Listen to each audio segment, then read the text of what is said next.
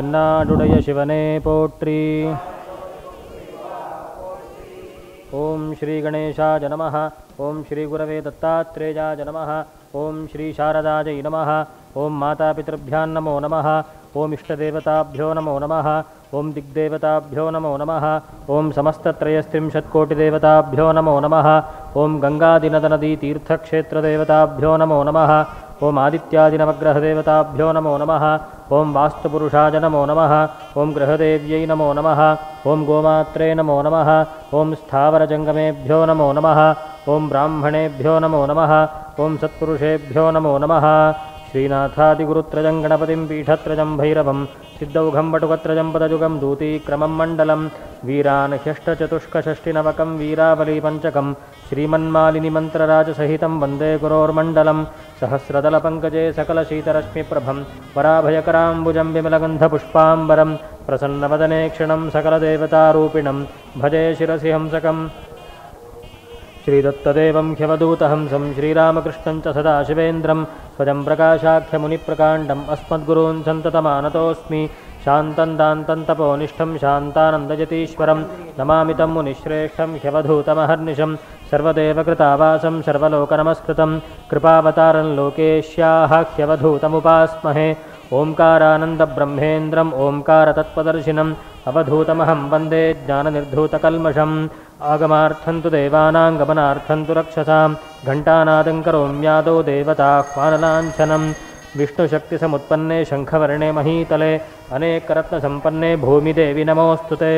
ಪೃಥ್ವಿತ್ವಜಾಧೃತಾ ಲೋಕಾ ದೇವಿ ತ್ವಂ ವಿಷ್ಣುನಾ ಹೃತಾ ತ್ವಂಚ ಧಾರಯ ಮಾಂ ದೈವ್ ಪವಿತ್ರಂ ಕುರು ಚಾಸನಂ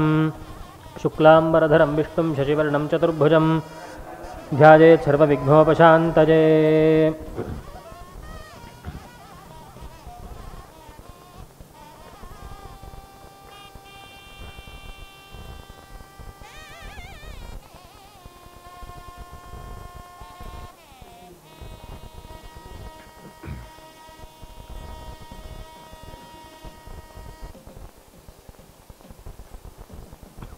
ममोपात्त समस्त दुरितक्षयद्वारा श्रीपरमेश्वर प्रीत्यर्थं शुभे दिने शोभने मुहूर्ते आद्यब्रह्मणः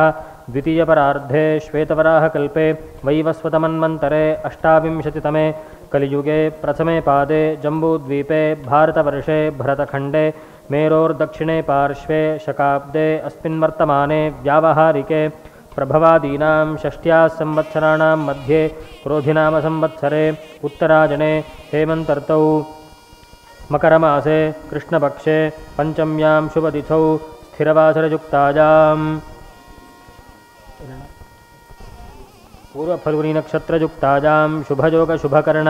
एवं गुणविशेषेण विशिष्टायाम् अस्यां वर्तमानायां पञ्चम्यां शुभतिथौ भरद्वाजगोत्रोद्भवस्य आर्द्रानक्षत्रे मिथुनराशौ जातस्य नागराजशर्मणः नामनक्षत्रे नामराशौ जातस्य रामनारायणशर्मणः नामनक्षत्रे नामराशौ जातायाः शारदानाम्न्याः भरद्वाजगोत्रोद्भवस्य अनुराधानक्षत्रे वृश्चिकराशौ जातायाः भाग्यलक्ष्मीनाम्न्याः भरद्वाजगोत्रोद्भवस्य ज्येष्ठानक्षत्रे वृश्चिकराशौ जातस्य बालसुब्रह्मण्यशर्मणः शिवगोत्रोद्भवस्य जन्मनक्षत्रे जन्मराशौ जातस्य बालसुरेशनामधेयस्य मृगशिरोनक्षत्रे मिथुनराशौ जातस्य अम्बिकापतिनामधेयस्य चित्रानक्षत्रे कन्याराशौ जातायाः जयलक्ष्मीनाम्न्याः आत्रेयगोत्रोद्भवस्य शतभिषङ्नक्षत्रे कुम्भराशौ जातस्य जयरामशर्मणः मृगशिरोनक्षत्रे वृषभराशौ जातायाः मङ्गलं नाम्न्याः आत्रेयगोत्रोद्भवस्य रेवतीनक्षत्रे मीनराशौ जातस्य आत्रेयशर्मणः अपवर्णीनक्षत्रे मेषराशौ जातायाः राजलक्ष्मीनाम्न्याः संकृतिगोत्रोद्भवस्य मघानक्षत्रे सिंहराशौ जातस्य श्रीनिवासशर्मणः मघानक्षत्रे सिंहराशौ जातायाः ललितानाम्न्याः एतेषां सर्वेषां सहकुटुम्बानाम् सरस्वत्यवधूतमहास्वामीनाम् अनुग्रहप्रसादफलसिद्ध्यर्थं विशेषतः श्रीचिद्भवानन्द आश्रमदिनामाङ्गिरे एतस्मिन् संस्थाने विद्यमानानां मुमुक्षूणां जिज्ञासूनां ब्रह्मविचारशीलानां वेदपाठशालायां सर्वेषां विद्यार्थीनाम् अध्यापकानाम् आश्रमकार्यालयनिर्वाहकानाम् आश्रमे विद्यमानानां कैङ्कर्यपराणां वेदान्तशास्त्रप्रचारधर्मस्थापनस्य श्रीदक्षिणामूर्ति सेवासमितेश्च धर्मश्रीशाश्वत दानशीलानां च श्रीगुरुसेवानिधि दानशीलानां च विशेषतः सद्गुरूणां जयन्ती पूजामुद्दिश्य धनोपकारिणां द्रव्योपकारिणां शरीरोपकारिणां दर्शनात्मकतानां सर्वेषां भक्तमहाजनानां च क्षेम आरोग्यसिद्ध्यर्थम् अरोगदृढगात्रतासिद्ध्यर्थं सद्गुरूणां सङ्कल्पितप्रकारेण धर्मानुष्ठानशान्तिपूर्वक परिपूर्ण आनन्दसिद्ध्यर्थम् आलस्यरहित तन्त्रारहित निरन्तरपरिपूर्ण उत्साह अभिवृद्ध्यर्थम् आश्रमे अन्नपानादि समृद्ध्यर्थं गुरु ईश्वर शास्त्रादिषु परिपूर्ण अचञ्चल निष्कपट श्रद्धा भक्तिसिद्ध्यर्थं धर्मानुष्ठान निष्ठासिद्ध्यर्थं सद्गुण सम्पदभिवृद्ध्यर्थं कर्तव्येषु कर्मसु कुशलता प्राप्त्यर्थं विवेकादि साधनचतुष्टय परिपूर्णसम्पत्त्यर्थं श्रवण मनन नितिध्यासनेषु सन्निष्ठासिद्ध्यर्थं परिपूर्णाद्वैतब्रह्मज्ञानबलेन जीवन्मुक्तिविदेहमुक्तिसिद्ध्यर्थं तद्वारा जन्मसाफल्यसिद्ध्यर्थं सद्गुरूणां परिपूर्णप्रसादेन च सर्वेषां शरीरबल वाग्बल क्रियाबल धनबल शरीरबलबन्धूनाम् अन्योन्यैकमत्य परमप्रीतिकर अभिवृद्ध्यर्थं सकल सौशील्य सौलभ्य सौमुख्य सौष्य सौमुख्य सौमङ्गल्यादिश्रेयः सम्पदाम् अवाप्यर्थं सर्वाभीष्टसिद्ध्यर्थं सर्वारिष्ट शान्त्यर्थम् सर्वेषां शिष्यवर्गाणाम् आत्मविद्याविद्यार्थिनां गुरुसेवकानां सदाचारसम्पत् सत्स्वभावसम्पत् सच्शीलसम्पदभिवृद्ध्यर्थं दृढज्ञानवैराग्यसिद्ध्यर्थं सद्गुरुपूजां रुद्राभिषेकाख्यं च कर्म करिष्ये कलशपूजा शङ्खपूजां च करिष्ये।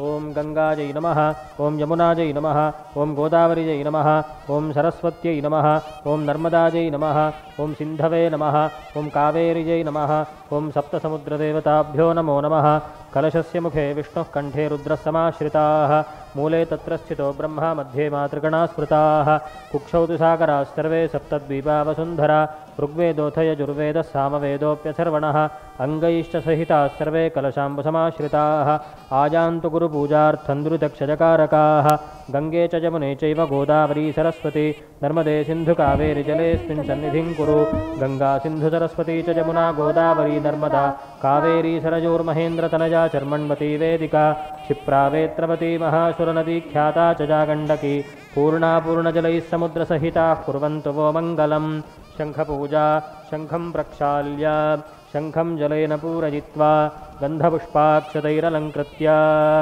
शङ्खं चन्द्रार्कदैवत्यं कुक्षो वरुणदेवता पृष्ठे प्रजापतिश्चैव अग्रे गङ्गा सरस्वती, त्वं पुरा सागरोत्पन्नो विष्णुना विधृतः करे, पूजितः सर्वदेवैश्च पाञ्चजन्य नमोऽस्तु ते। ॐ पाञ्चजन्याय विद्महे पावमानाय धीमहि तन्नः शङ्खः प्रचोदयात्। ॐ पाञ्चजन्याय विद्महे पावमानाय धीमहि तन्नः शङ्खः प्रचोदयात्। ॐ पाञ्चजन्याय विद्महे पावमानाय धीमहि तन्नः शङ्खः प्रचोदयात्। शङ्खजलं किञ्चित् कलशे निक्षिप्य किञ्चित् करे निक्षिप्य पूजाद्रव्याणि सम्प्रोक्ष्य आत्मानं च प्रोक्ष्य पुनः शङ्खपूजा। त्वं पुरा सागरोत्पन्नो विष्णुना विधृतः करे, पूजितः सर्वदेवैश्च पाञ्चजन्य नमोऽस्तु ते।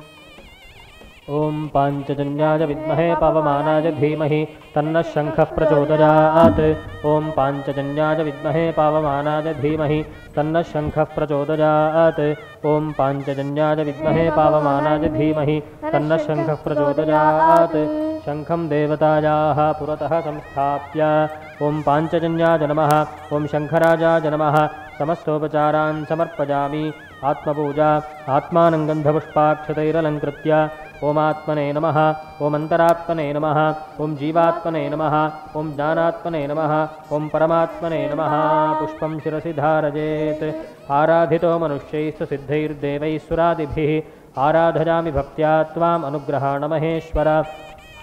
आराधयामि मणिसन्निभमात्मलिङ्गं मायापुरी हृदयपङ्कजसन्निविष्टं, श्रद्धानदी विमलचित्तजलाभिषेकैर्नित्यं समाधिकुसुमैर्नपुदर्भवाय। ओमात्मने नमः। समस्तोपचारान् समर्पयामि। मण्डपध्यानं हेमैः स्तम्भविचित्रैश्च वज्रमाणिक्यरत्नकैः संयुतं मण्डपं दीप्तं हृत्कल्पितमिमं गुरो च्यूतपत्रादिभिर्युक्तैर्नारिकेलादिपूगकैः कदलीवृक्षपुष्पैश्चरञ्जितो मण्डपो गुरो स्वामिन्नागत्य संवीक्ष्य भक्तानुग्रहहेतुना स्वस्थानं सुस्थिरं कृत्वा पूजां गृह्णीष्वदत्तभोः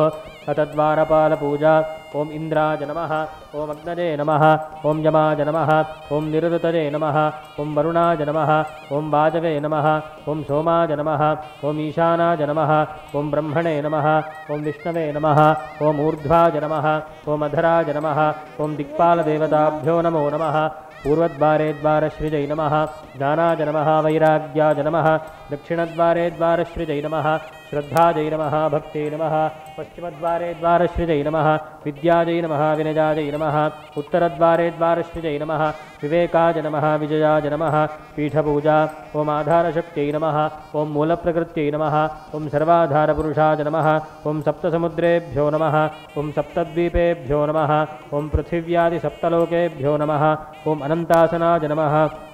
ॐ कूर्मासनाय नमः ॐ परमसुखासनाय नमः ॐ अष्टदिग्गजेभ्यो नमः सुवर्णरत्नपुष्पालङ्कृतभद्रपीठाय नमो नमः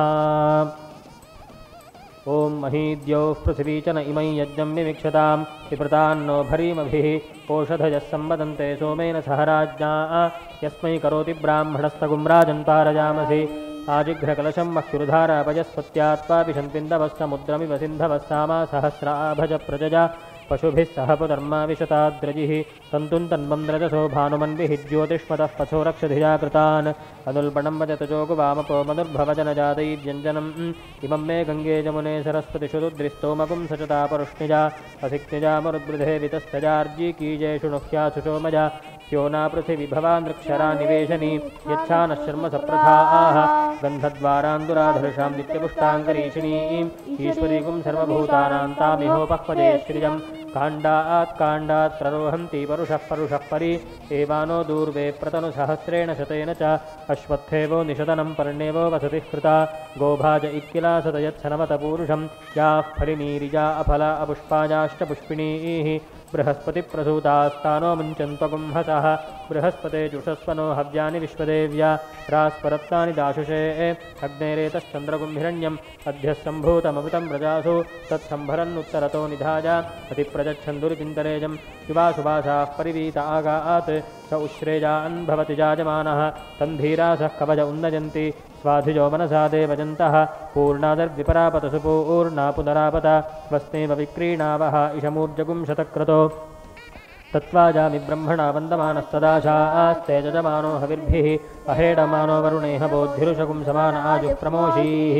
अस्मिन् कलशे सकलतीर्थाधिपतिं वरुणं ध्यायामि वरुणमावाहयामि वरुणाय नमः रत्नमयसिंहासनं समर्पयामि वरुणाय नमः पादारविन्दयोः पाद्यं समर्पयामि वरुणाय नमः हस्तेषु वर्घ्यं समर्पयामि वरुणाय नमः मुखे आचमनीयं समर्पयामि वरुणाय नमः भूर्भुवस्सुवः स्नपयामि स्नानानन्तरमाचमनीयं समर्पयामि वरुणाय नमः वस्त्रोत्तरीय उपवीत आभरणार्थे अक्षतान् समर्पयामि दिव्यपरिमलगन्धान् धारयामि गन्धस्योपरि हरिद्रा कुङ्कुमं समर्पयामि वरुणाय नमः अक्षतान् समर्पयामि वरुणाय नमः पुष्पाणि समर्पयामि पुष्पमालां समर्पयामि पुष्पैः पूजयामि ॐ वरुणाय नमः ॐ प्रचेतसे नमः ॐ स्वरूपिणे नमः ॐ मकरवाहनाय नमः ॐ अपाम्पतजे नमः ॐ तीर्थराजाय नमः ॐ अनर्घ्यमणिभूषणाय नमः पश्चिमाधिपतये वरुणाय नमः नानाविधपरिमलपत्रपुष्पाणि समर्पयामि धूपमाघ्रापयामि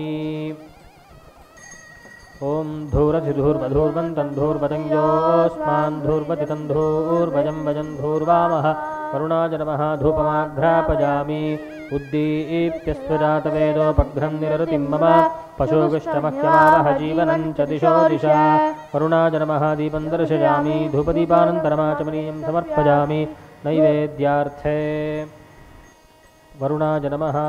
भूर्भुवस्सुवः देवसवितः प्रसुवा सत्यन्वर्तेन परिषिञ्चामि अमृतोपस्तरणमसि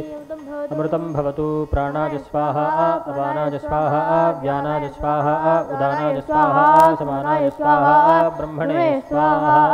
वरुणाय नमः नारङ्गफलं दाडिमीफलं च निवेदयामि आचमनीयं समर्पयामि हस्तप्रक्षालनं कल्पयामि पादप्रक्षालनं कल्पयामि गण्डूषं कल्पयामि आचमनीयं समर्पयामि भोगीफलसमायुक्तं नाकवल्लीदलैर्युतं कर्पूरचूर्णसंयुक्तं ताम्बूलं प्रतिगृह्यतां भोगीफल ताम्बूलं च कल्पयामि आचमनीयं समर्पयामि ॐ जुम्बकाय विद्महे पाशहस्ताय धीमहि तन्नो वरुणः प्रचोदयात् वरुणाय नमः कर्पूरनीराजनं दर्शयामि आचमनीयं समर्पयामि रक्षां धारयामि वरुणभगवान् की पर्जन्यो वा अपामायतनम् आयतनवान् भवति यः पर्जन्यस्यायतनं वेद आयतनवान् भवति आपो वै पर्जन्यस्यायतनम् आयतनवान् भवति य एवं वेद योपामायतनं वेद आयतनवान् भवति वरुणाय नमः वेदोक्तमन्त्रपुष्पाञ्जलिं समर्पयामि स्वर्णपुष्पं समर्पयामि पारिजातपुष्पं समर्पयामि समस्तोपचारान् समर्पयामि यानि कानि च पापानि जन्मान्तरकृतानि च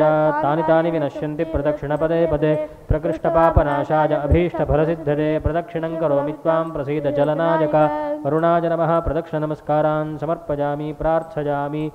वरुणाय जलेशाय प्राचेताय स्वरूपिणे तस्मै वरुणराजाय पाशहस्ताय ते नमः वरुणाय नमः प्रार्थनां समर्पयामि अनया पूजया वरुणः प्रीयताम्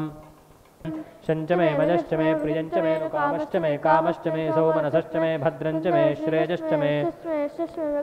द्रविणञ्च मे जन्ता च मे धर्ता च मे क्षेमश्च मे धृतिश्च मे विश्वञ्च मे महश्च मे संविच्च मे ज्ञात्रञ्च मे सोश्च मे क्षीरञ्च मे लजश्च मरुतञ्च मे मृतञ्च मे जक्ष्मञ्च मे नामजच्च मे जीवातुश्च मे दीर्घजानस्तनुवाशन्तमया गिरिशन्ताभिजाकशेः यामिषं गिरिशन्तहस्ते बिभर्षस्तवे शिवाङ्गिरित्रतां कुरु माहि गुंसेः पुरुषं जगत् शिवेन वचसा त्वा गिरिशाच्छावदामसि नमः प्रमुञ्च धन्वनस्तु भजोरात्मयोर्ज्याम् याश्च ते हस्तैषवः परातभगवोऽवम् अपतत्यधनुस्त्वगुं सहस्राक्षशतेषु ते निशीर्य शल्यानां मुखा शिवो नः सुमना भव विद्यं धनुः कपर्दिनो विशल्यो बाणवतु भगवन् विश्वेश्वराय महादेवाय त्र्यम्बकाय त्रिपुरान्तकाय विकालाय कालाग्निरुद्राय नीलकण्ठाय मृत्युञ्जयाय सर्वेश्वराय सदाशिवाय श्रीमन्महादेवाय नमः पतये नमो नमः कृत्स्नवीताय धावते सत्त्वनां पतये नमः नमस्तहवानाय निव्याधिन आव्याधिनीनां पतये नमो नमः ककुभाय निषङ्गिणे स्तेनानां भ्यश्चवो नमो नम आसीनेभ्यश्च जानेभ्यश्च वो नमो नमस्तपद्भ्यो जाग्रद्भ्यश्चवो नमो नमस्तिष्ठद्धावद्भ्यश्च वो नमो नमः सभाभ्यश्च भापतिभ्यश्च वो नमो नमो अश्वेभ्यो भ्यश्च वो नमः नम आव्याधिनीभ्यो विविध्यन्तेभ्यश्च वो नमो नम उगणाभ्यस्त्रिगुंहतेभ्यश्च वो नमो नमो भ्यो वृक्षपतिवे च वर्षीयसे च नमो वृद्धाय च समृद्धने च नमो अग्रिजाय च शीघ्रजाय च शीघ्राय च नम ऊर्म्याय च वस्पन्याय च नमः स्रोतस्याय च द्वीप्याय च नमो ज्येष्ठाय च कनिष्ठाय च नमः पूर्वजाय च परजाय च नमो मध्यमाय च पकल्भाय च नमो तेषु धिमते च नमस्तीक्ष्णेषवे चायुधिने च नमस्तायुधाय च सुधन्वने च नमस्कृत्याय च पथ्याय च नमः काट्याय च नमः सूत्याय च सरस्याय च नमो नाद्याय च वैकत्याय च प्रवत्याय च नम इरिण्याय च प्रपथ्याय सूनां मा भेर्मा रोमो येषां किञ्चनाममते याते रुद्रशिवा तनो शिवा विश्वाह भेषजी शिवा रुद्रस्य भेषजी तजानो मृडजीवसे इमागुं रुद्राज तपसे कपर्दिने क्षजद्वीराज प्रभरामहे मतिं यथ मे सदश्च मे पुरोडाशाश्च मे पतदाश्च मे बभृथश्च मे स्पगाकारश्च मे अग्निश्च मे घर्मश्च मेऽर्कश्च मे सूर्यश्च मे प्राणश्च मेऽश्वमेधश्च मे पृथिवी च मे दितिश्च मे द्यौश्च मे शक्परीरङ्गुलज्योतिषश्च मे जगश्च पूरुषः पादोऽस्य विश्वाभूतानि त्रिपादोर्ध्व उदयित्पुरुषः पादोऽस्येह भवात् पुनः ततो विश्वं व्यक्रामत् शासनानशने अभि तस्माद् विराडजायत विराजो अधिपूरुषः स जातो अत्यरिच्यत पश्चाद्भूमिमथो पुरः यत्पुरुषेण हविषा देवा यज्ञमतन्मता वसन्तो अस्यासीदाज्यं ग्रीष्म इन्द्रः शरद्धविः त्रिसप्तसमिधः कृताः देवा यद्यज्ञं तन्वानाः अबद्धन् पुरुषं पशुं तं यज्ञं बर्हिषि प्रोक्षन् पुरुषं जातमग्रतः तेन देवा अजजन्त ताध्यार्षजश्चरे तस्माद्यज्ञात् सर्वहुतः सम्भृतं वृषदाज्यं पशोगस्तागश्चक्रे वाजव्यान् आरण्यान् ग्राम्याश्चजे तस्माद्यज्ञात् सर्वहुतः ऋचः सामानि जज्ञिरे छन्दागुंसजज्ञिरे तस्मात् यजुस्तस्मादजायत तस्मादश्वा अजायन्त ये केचोभजादतः गावोह जज्ञिरे तस्माज्जाता अजावयः यत्पुरुषं व्यदधुः कतिधा व्यकल्पयन् मुखं किमस्य कौ बाहु कावोरूपादावुच्येते ब्राह्मणोऽस्य मुखमासीत् बाहुराजन्यः कृतः ऊरू तदस्य यद्वैश्यः पद्भ्यागुं शूद्रो अजायत चन्द्रमा मनसो जातः चक्षोः सूर्यो अजायत मुखादिन्द्रश्चाग्निश्च प्राणाद्वायुरजायत नाभ्या आसीदन्तरिक्षं शीर्ष्णोद्यौ समवर्तत पद्भ्यां भूमिर्दिशश्रोत्रात् तथा लोकागुम् अकल्पयन् देवेभ्य आतपति यो देवानां पुरोहितः पूर्वोजो देवेभ्यो जातः नमो रुचाय ब्राह्मजे रुचं ब्राह्मं जनयन्तः देवा अग्रे तदब्रुवन् यस्वैवं ब्राह्मणो विद्यात् तस्य देवा असन्वशे स्त्रीश्च ते लक्ष्मीश्च पत्न्यौ अहोरात्रे पार्श्वे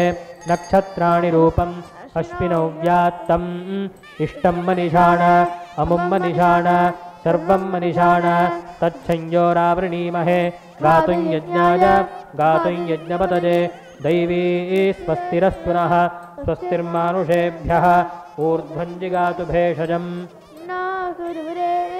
शञ्चतुष्पदे ॐ शान्तिः शान्तिः शान्तिः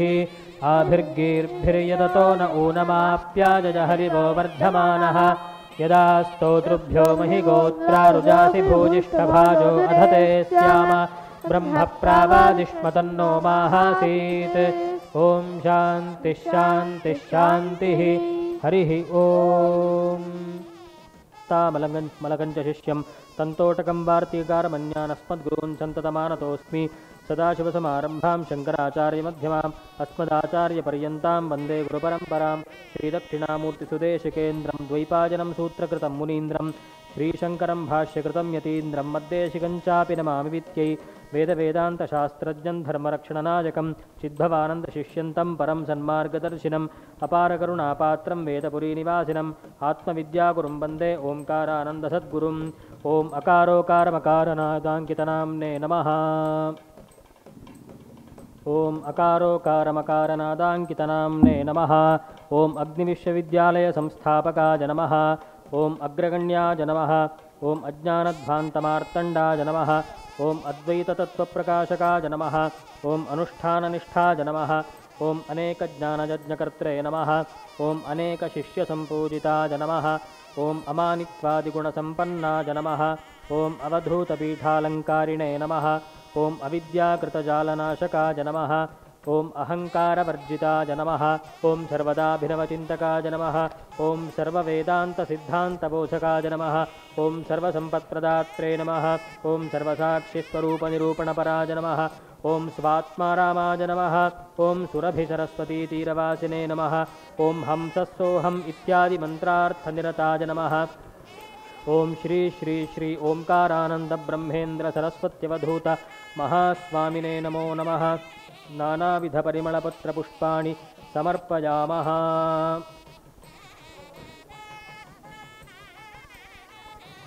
राज्यं सुवर्तिसंयुक्तं वह्निना योजितं मया गृहाणमङ्गलं दीपं त्रैलोक्यतिमिरापहम् आवृतस्वस्वरूपाणां त्रितापक्लिष्टदेहिनां शास्त्रवाक्यार्थदीपेनावृतिनाशकमाश्रजे आवृतिनाशकाय सद्गुरवे नमः दीपं दर्शयामि धूपदीपानन्तरमाचमनीयं समर्पयामि ॐ न तत्र सूर्यो भाति न चन्द्रतारकन्नेवा विद्युतो भान्ति कुतोऽयमग्निः तमेव भान्तमनुभाति सर्वं तस्य भासा सर्वमिदं विभाति हिरण्मये परे कोशे विरजं ब्रह्म निष्कलं तच्छुभ्रं ज्योतिषां ज्योतिस्तद्यदात्मविदो विदुः ज्योतिस्वरूपाय सद्गुरवे नमः पञ्चमुख आज्यनीराजनदीपं दर्शयामि आचमनीयं समर्पयामि बृहत्सामक्षत्रवृद्वृद्धवृष्टिजं दृष्टुभौजशुभितमुग्रवीरम् इन्द्रस्तोमेन पञ्चदशेन मध्यमिदं वातेन सकरेण रक्षां धारयामि। सद्गुरुनाथ महाराज की।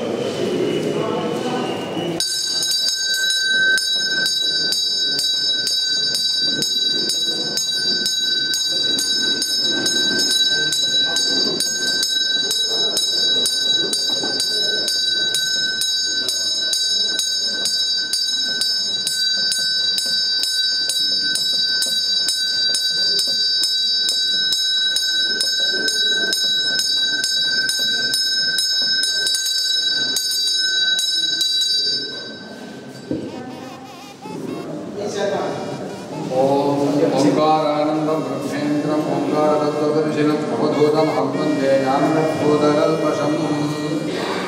श्री श्री श्री ओंकारानंद सद्गुरवे नमो नमः। समस्तोपचाराणि